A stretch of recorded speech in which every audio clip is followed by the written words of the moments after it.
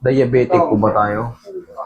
Kailan po nagsimula yung mga ganyang pagka hindi maangat? Siguro mga 6 months na rin. 6 months? Naku, malapit ka pa sa ano. Pasok ka sa ano, ma'am.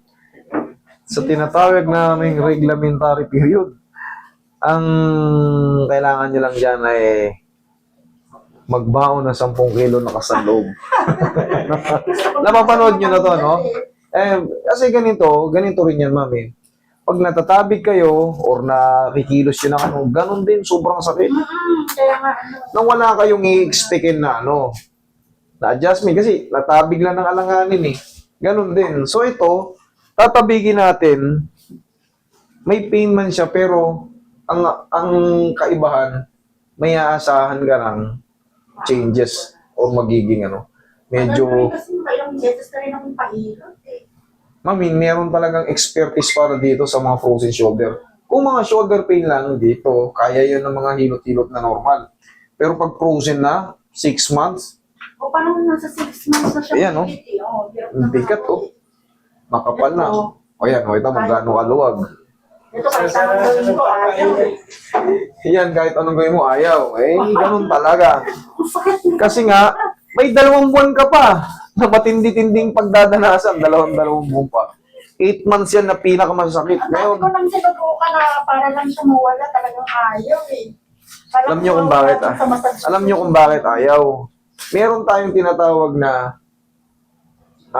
mga glenoid. Kailangan hindi nakapakat yung head humerus sa glenoid. Babaguhin yung posisyon nitong head humerus.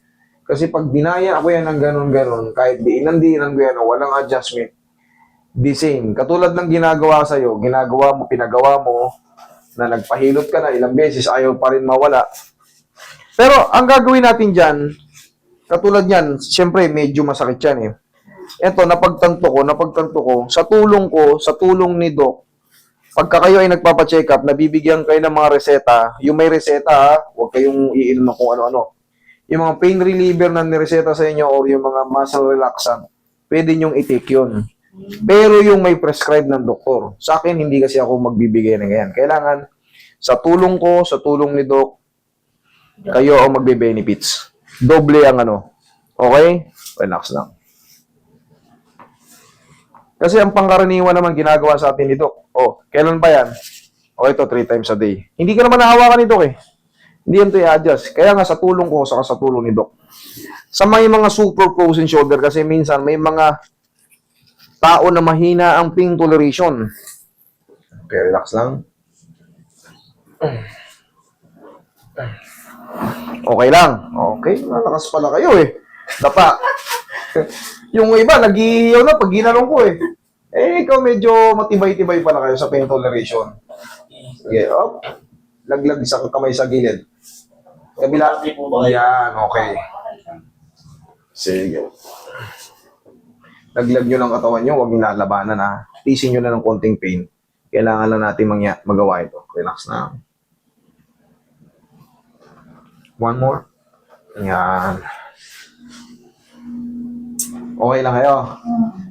Mamassagin yung buong likod nyo ha. Diyan lang muna kayo.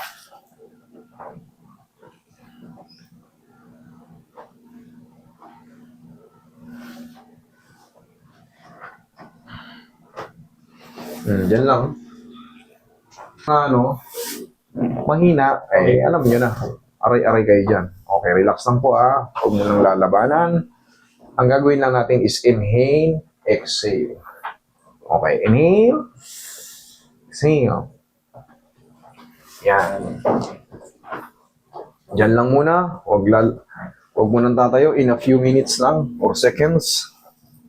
Tapos, ito na yung main event. Ito na yung main event.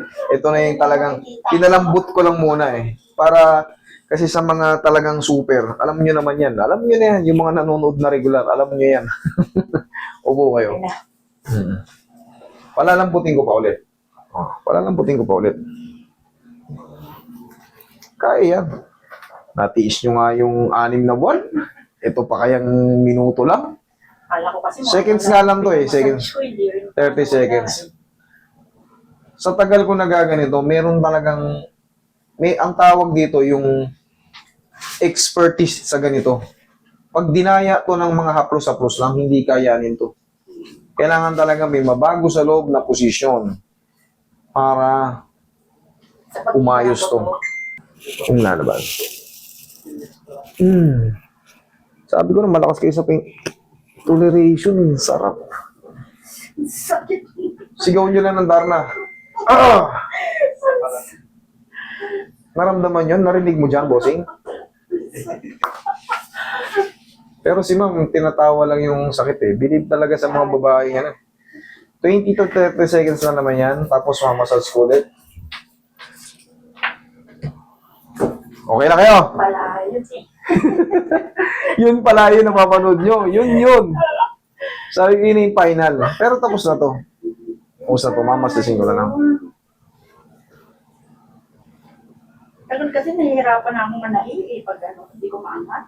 Ma'am, gaya nga ng sabi ko sa inyo, kahit pag natatabig nyo to, ganun din yung pain. Isahang pain na lang.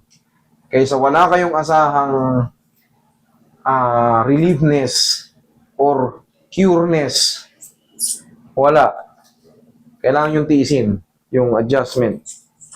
Kaya. Pabila. Kaya. O, last na to ha. Ito na yung final. Final na. Yan, umaangat na. Yun yung final. Ngayon, normal, meron pa yung swelling sa loob. May masakit pa yan sa loob. Pero, hindi katulad kanina. Okay na. Pero ngayon, abot mo na yung ulo mo. Abot mo na. Ma'am, napapanood nyo naman ako. Sundan nyo lang to. Kaya. Kabila, kaya. O, pag ganito, kaya. O, yan lang. Tapos, after nyo mag-stress stretching, bumili kayo ng pau. Paikutan nyo ng pau yan. Tapos, ngayon yan, kahit matabig na kayo yan, hindi na yan basta tama yung adjustment sa loob, dire-diretso na yan. Okay, ma'am? Pinaka-the best, sa tulong ko, sa tulong ni Doc, kung may prescribe sa inyo, yun po ang sundin ha. Marami pong salamat.